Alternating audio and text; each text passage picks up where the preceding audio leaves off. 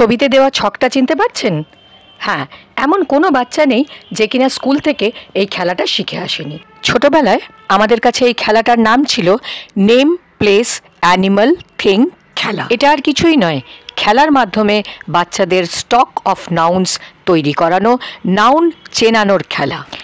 এই খেলায় এক একটি অ্যালফাবেট দিয়ে নেম প্লেস অ্যানিমাল এবং থিংয়ের আলাদা আলাদা নাম লিখতে হয়। যদি একই নাম একাধিকজন লেখে তাহলে তাদের সকলেরই নম্বর কাটা যাবে। আমরা প্রত্যেকেই চেষ্টা করব এমন নাম লিখতে যা অন্যেরা সহজে ভাবতে পারবে না, আর এইভাবেই আমাদের স্টক অফ নাউন্স বেড়ে উঠবে। আমরা জানি মানুষের নাম প্রপার নাউন, যেমন রাম, সুহানি। প্লেস জায়গার নাম proper noun, example Delhi, Dhaka. Animal পশু পাখির নাম, যেমন বাঘ, সিংহ হলো কমন নাউন। থিং জিনিসপত্রের নাম, ব্যাট, বল কমন নাউন।